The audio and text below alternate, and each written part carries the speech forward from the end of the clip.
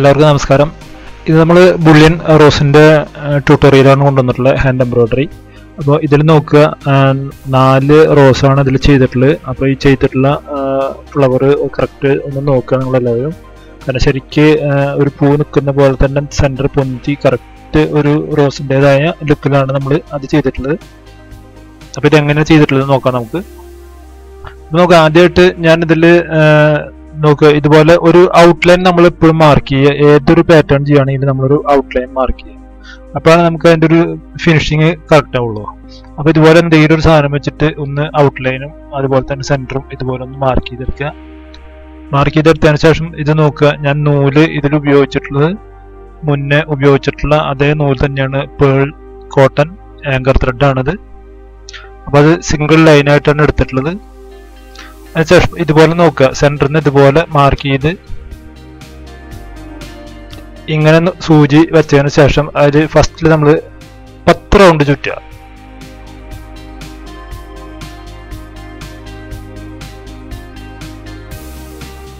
കറക്റ്റായിട്ട് 10 റൗണ്ട് ഇങ്ങനെ ചുറ്റിയെടുക്കുക.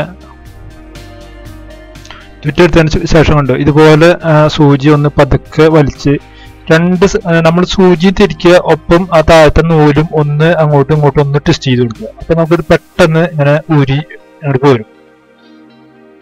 അതിനുശേഷം ഇതിനെ ഇതുപോലെ കറക്റ്റായിട്ട് ടൈറ്റ് ചെയ്യുക. ടൈറ്റ് ചെയ്ത് കറക്റ്റ് ആ പോയിന്റിൽ തന്നെ കൊള്ളാവുന്ന രീതിയിൽ വെച്ച് നമ്മൾ ആദ്യം സൂചി താഴത്തേക്ക് എടുക്കുക. അതിൽ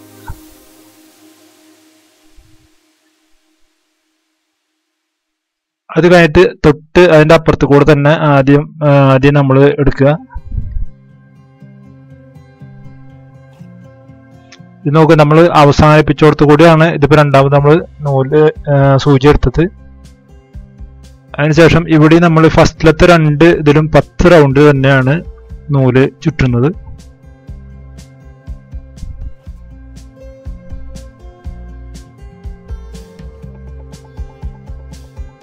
അതിനുശേഷം നേരത്തെ ചെയ്ത അതേപോലെ തന്നെ കറക്റ്റായിട്ട് അവിടെ പിടിച്ചിട്ട് പതുക്കെ സൂചിയും ട്വിസ്റ്റ് ചെയ്യുക. അതുപോലെ തന്നെ ആ നൂലും ഒന്ന് അങ്ങോട്ടും ഇങ്ങോട്ടും ട്വിസ്റ്റ് ചെയ്യുക. അപ്പം പെട്ടെന്ന് നമുക്കത് അവിടെ ഊരിപ്പോരും.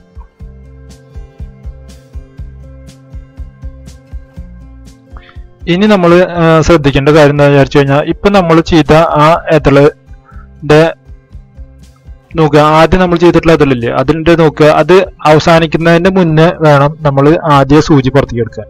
അത് അവസാനിക്കുന്നിടത്ത് എടുക്കരുത്, അവസാനിക്കുന്നതിന് മുന്നേ. കാരണം ഒരു എതളമ്മന്റെ അടിയിൽ നിന്ന് ഒരു എതൾ കയറി വരുന്നത് അങ്ങനെയാണ്. അപ്പൊ അതുപോലെ വേണം നമ്മൾ ചെയ്യാൻ. അതിനുശേഷം കണ്ടു നമ്മൾ 3ാമത്തെ തൊട്ട് 15 റൗണ്ടാണ് ചുറ്റുന്നത്.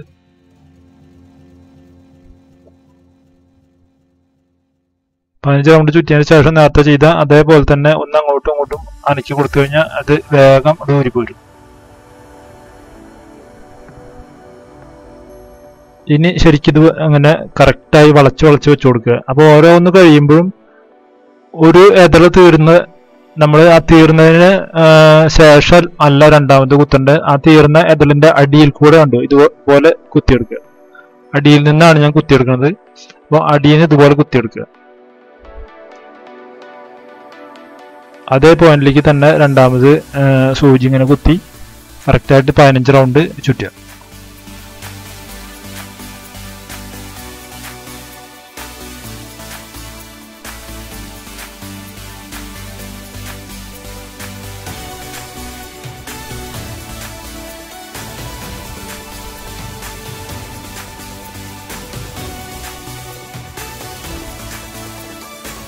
അപ്പോൾ ഇതിനെയും കറക്റ്റായി വെക്കുക. വെച്ചതിന് ശേഷം 3ാമത് നമ്മൾ ഇനിയും എടുക്കേണ്ടത് ഇതുപോലെ തന്നെ കറക്റ്റ് ആ എതളിന്റെ അടിയിൽ കൂടെ ഇത് സൂചി പുറത്തേക്ക് എടുക്കുക. അപ്പം നമുക്ക് അടുത്ത എതൾ വരുമ്പോൾ കറക്റ്റായിട്ട് ഒരു എതളിന്റെ അടിയിൽ നിന്ന് വേണം നമുക്ക് ഓരോ എതളുകളും തുടങ്ങാൻ വേണ്ടിയിട്ട്. അപ്പോഴാണ് നമുക്ക് അത് നല്ല വൃത്തിയിൽ നിൽക്കുള്ളൂ. അപ്പൊ ഇതിൽ വേറെ നമ്മൾ എതളുകളുടെ ഇടയിൽ കെട്ടിടൊന്നും ചെയ്യരുത്. കെട്ടിട്ട് കഴിഞ്ഞാൽ എന്താണെന്ന് വെച്ച് കഴിഞ്ഞാൽ എതളുകൾ പരന്നു പോകും.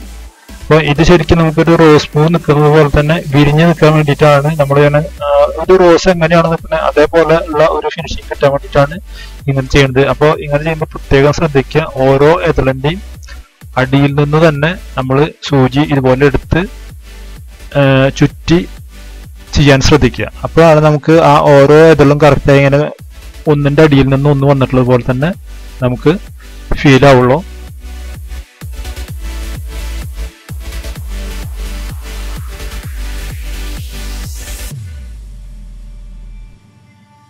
അപ്പോൾ നോക്കുക, കണ്ടില്ലേ, ഇത്രയും എളുപ്പമാണ് അത് ചെയ്യാൻ. അപ്പോൾ ഇത് ഇങ്ങനെ നമ്മൾ ഓരോ എതലിൻ്റെയും അടിയിൽ നിന്ന് ഇങ്ങനെ ചെയ്യും തോറും ഈ സെൻറ്റർ പതുക്കെ പതുക്കെ ഇങ്ങനെ പൊന്തി വരും തോറും നമുക്കത് നല്ല ടൈറ്റായി നല്ല ഒരു റോസ് ഫ്ലവറായി മാറും.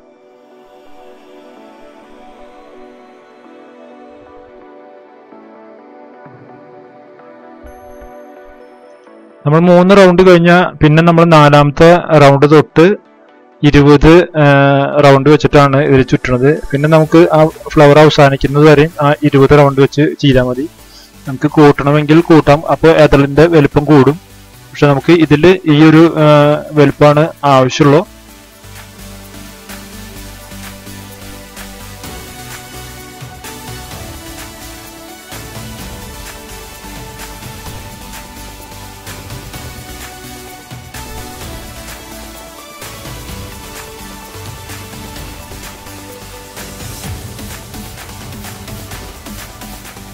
ഇതാണ് നമ്മൾ ശ്രദ്ധിക്കേണ്ടത്. ഓരോ എതൾ കഴിയുമ്പോഴും അടുത്ത എതളിനെ നമ്മൾ കൊണ്ടുവരേണ്ടത് ആ എതളിൻ്റെ അടിയിൽ നിന്ന് ആയിട്ട് കൊണ്ടുവരാൻ ശ്രദ്ധിക്കുക. അപ്പോൾ നമുക്ക് നല്ല ഭംഗിയിലുള്ള എതളുകൾ ചെയ്തു തരും.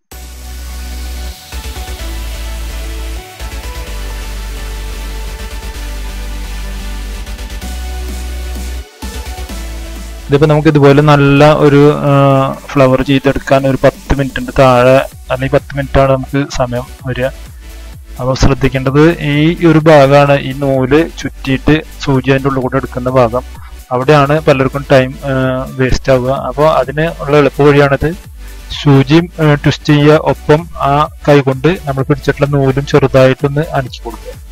അപ്പോൾ എത്രയും പെട്ടെന്ന് അതിൻ്റെ ഉള്ളിൽ കൂടെ സൂചി കയറി പോരും. ആ നൂലൊന്ന് ലൂസായാൽ മതി.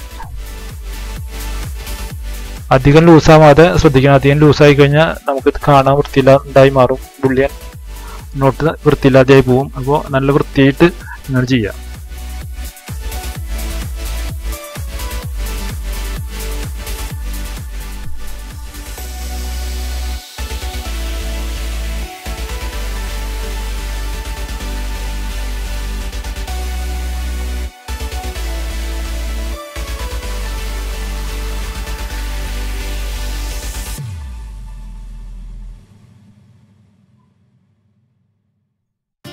അത് വളരെ ഈസി ആയിട്ടുള്ള ഒരു പരിപാടിയാണ് ബുള്ളിയൻ നോട്ടിൽ റോസ് ഫ്ലവർ ഉണ്ടാക്കുന്നത്.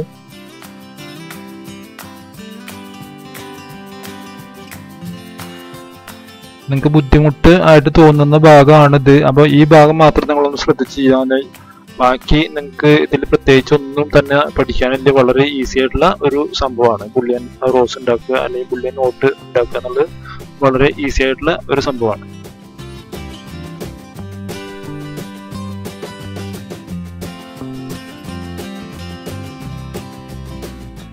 ഇതിൽ ഈ ഒരു ഓരോ എതളുകളും നമ്മൾ എടുക്കുന്നത് അവസാനം ഉണ്ടാക്കിയ എതളിൻ്റെ അടിയിൽ നിന്ന് വേണം നമ്മൾ അത് കറക്റ്റായിട്ട് തുടങ്ങി കൊണ്ടുവരാൻ.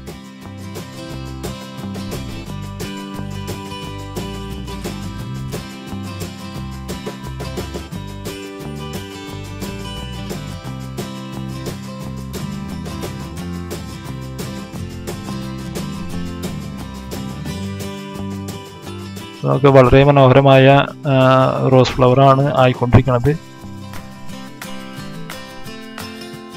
ഓരോ ഇതെല്ലാം നമ്മൾ ഉണ്ടാക്കി കഴിയുമ്പോൾ നിങ്ങൾക്ക് കാണാം നല്ല സെൻറ്റർ നല്ലോണം ഇങ്ങനെ പൊങ്ങി പൊങ്ങി വന്നുകൊണ്ടിരിക്കും. അത്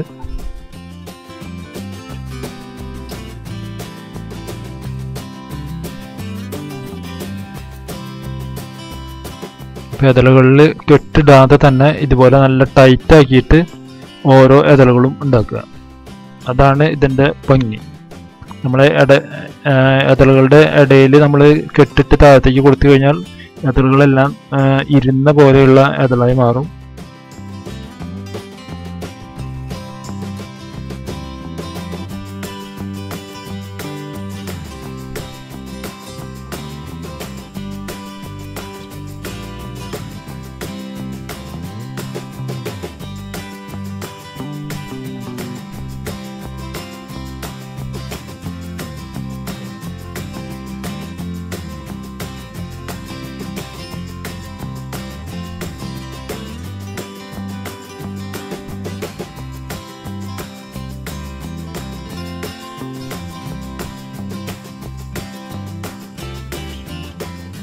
അപ്പോൾ നോക്കുകയാണെങ്കിൽ വളരെ ഈസി ആയിട്ടുള്ള സംഭവം തന്നെയാണ്. എല്ലാവരും ശ്രമിക്കുക, എല്ലാവരും ഒന്ന് ട്രൈ ചെയ്ത് നോക്കുക. ഒരു സംശയങ്ങൾ വരാനുള്ള ഒരു സംഭവമില്ല. പറഞ്ഞ കാര്യങ്ങൾ നിങ്ങൾ ഒന്ന് ശ്രദ്ധിച്ചാൽ മതി.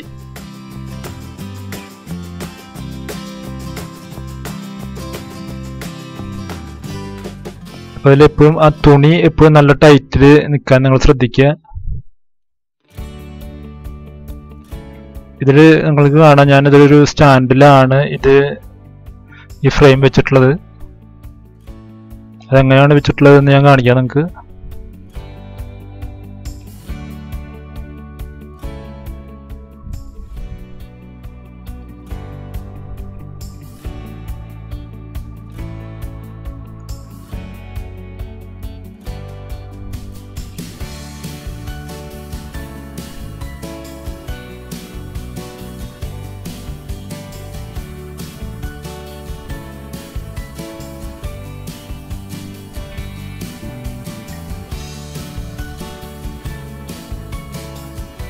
നമ്മുടെ ഫ്ലവർ ഏകദേശം തീരാറായിട്ടുണ്ട്.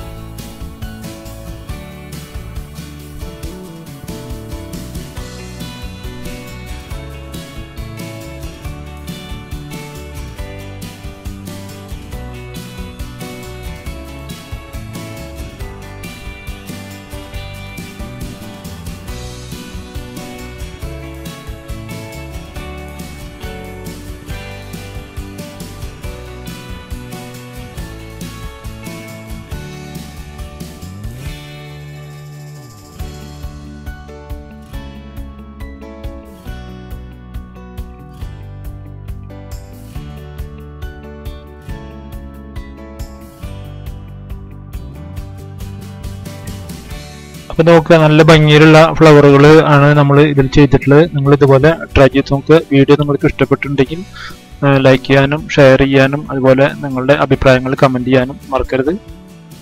ഇത് നോക്കുക, നല്ല ഭംഗിയിലുള്ള ഫ്ലവറുകളാണ്. ഒരു പൂവിൻ്റെ നടുക്കിൽ ഞാൻ വേറൊരു കളർ ആയിട്ട് കൊടുത്തിട്ടാണ് ചെയ്തിട്ടുള്ളത്. അപ്പോൾ എല്ലാവരും ട്രൈ ചെയ്ത് നോക്കുക. ഇനി ഈ ഫ്രെയിം അറ്റാച്ച് ചെയ്യേണ്ടത് എങ്ങനെയാണ്, ആ ഡിവൈസ് എന്താണെന്നുള്ളത് ഞാൻ കാണിച്ചു തരാം. നിങ്ങൾക്ക് കണ്ടു നോക്കുക. ഇതാണ് ഫ്രെയിം അറ്റാച്ച് ചെയ്യുന്ന ഡിവൈസ്. ഞാനിത് മെഷീനിൻ്റെ ടേബിളിൽ തന്നെയാണ് ഇത് അറ്റാച്ച് ചെയ്തിട്ടുള്ളത്. അപ്പോൾ ഇതുപോലെ അഴിച്ചെടുക്കാവുന്ന ഒരു സംഭവമാണ്. ഇതൊരു വെയ്സാണിത്. ഇത് ഞാൻ ബോംബെയിൽ നിന്ന് വാങ്ങിയിട്ടുള്ളതാണ് പണ്ട്. പക്ഷേ ഇത് എവിടെയാണ് കിട്ടുക എന്ന് ചോദിച്ചു കഴിഞ്ഞാൽ എനിക്ക് അറിയില്ല. ഇപ്പോൾ ഇവിടെ എവിടെയെങ്കിലും കിട്ടുമെന്നുള്ളതും അറിയില്ല. അപ്പോൾ നിങ്ങൾക്ക് ഇതല്ലെങ്കിൽ സ്റ്റാൻഡ് വാങ്ങാൻ കിട്ടും. അത് വാങ്ങിക്കുക. നിങ്ങൾ ഓൺലൈനിലൊക്കെ കിട്ടുന്നുണ്ട്. അപ്പോൾ അത് വാങ്ങിക്കുക. എല്ലാവരും ട്രൈ ചെയ്ത് നോക്കുക. അടുത്തൊരു നല്ല വീഡിയോ ആയിട്ട് നമുക്ക് കാണാം. Thank you for watching.